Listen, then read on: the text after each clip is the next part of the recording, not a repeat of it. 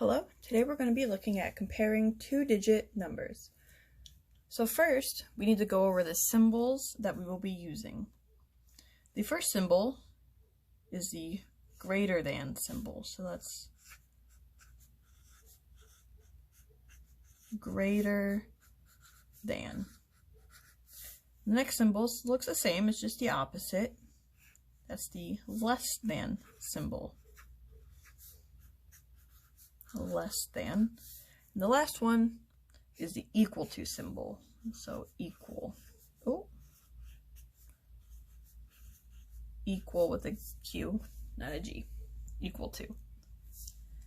So it's easy to get these signs flipped around in our head because they look very similar, especially these two.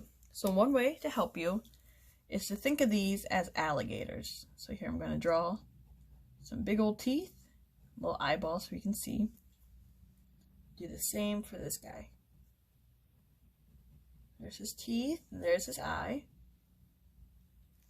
So when we write these symbols, we want the mouth to be facing the bigger number because alligators are very big animals and they need a lot of food to eat. So we want them facing the bigger number so they eat all that instead of the smaller number.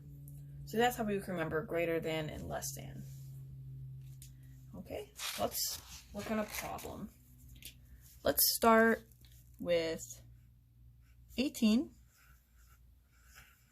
is blank. We'll draw a big circle because that's where we'll put our symbol. And over here, let's do 15. So we have 18 is blank than 15. The first thing we need to do is to break this number apart into its different place values. So let's imagine that there's a big line separating these two. And then we'll underline it like that. So when we do that, we see we have two separate numbers. In the tens place, over here, we see we have 1. So let's draw 1, 10. This will be 110. And in our manipulatives that we have, that can be represented with 1, 10 block. We know these are 10 because they have the individual lines marking them. That these are 10 cubes. Next, let's look at the ones place. In the ones place, we see we have an 8. So let's draw out 1, 2, 3, 4, 5, 6, 7, 8. 8 ones. We could also represent it as 1, 2, 3, 4, 5, 6, 7, and 8. Let's line those up. So we see we have 8 there. Okay, so now that we've broken this down, let's move over to 15. Again, we're going to draw that line to separate them and underline them. And then with our purple, we see that we have in the tens place, we have a 1, so we'll draw the 1. And then in the ones place, we see we have 5, so let's draw 1, 2, 3, 4, and 5. So if we want to do that using our counting blocks, we see again we have a 1 in the tens place, and we have 1, 2, 3, 4, and 5 in the ones place. So now let's look at these two numbers as they compare to each other. When we look at 18, we know we're going to start with the tens place again. We know that we have a 1 in the tens, and we have an 8 in the ones. So let's look at the tens place over here. We see that we also have a 1 in the tens. So we know that these two are the same. So let's draw an X on top to know that we know that those two are the same number. So let's work on the ones place. In 18, we know that we have 8 ones.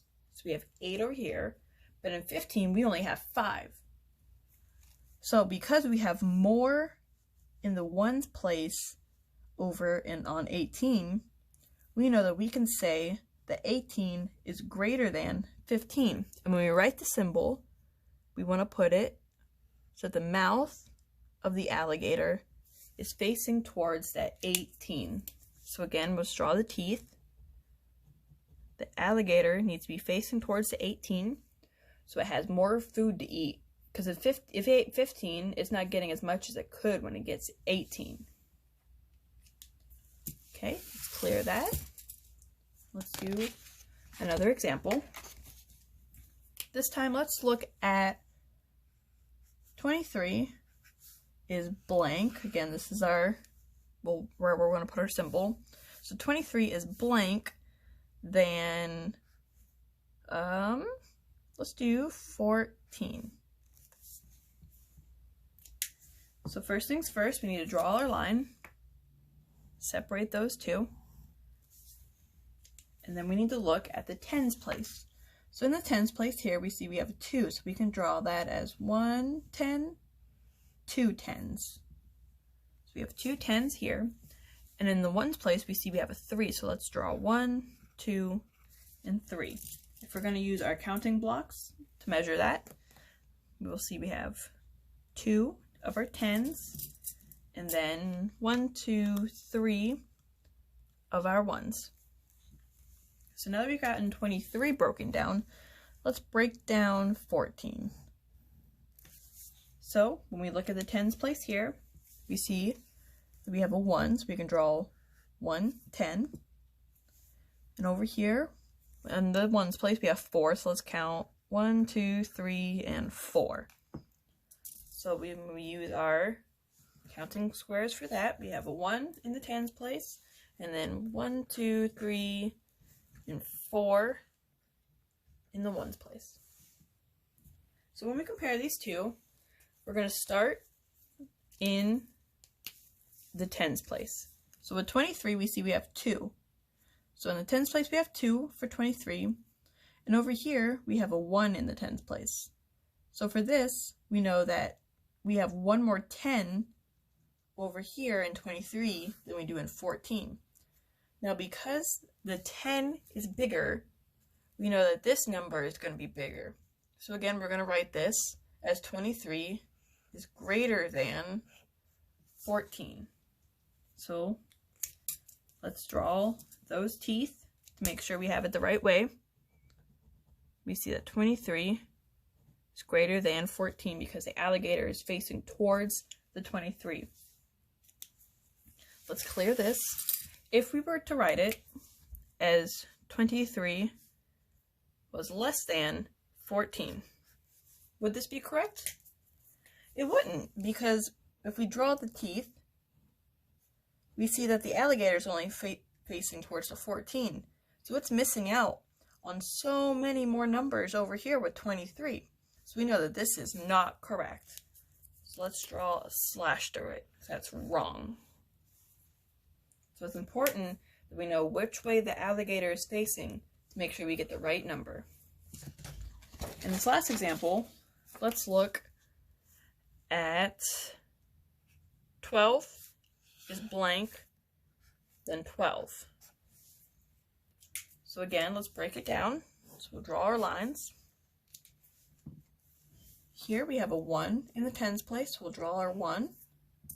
And over in the ones place, we have a 2, so we'll draw 1, 2. We can represent that as 1, and then 1 and 2. Well, hang on. This is the same number. So when we break it down, we know we can just do the same thing. We have a 1 in the tens and a 2 in the ones. We see that they are the same. So because they are the same, we're going to draw an equal sign, because 12 is equal to 12.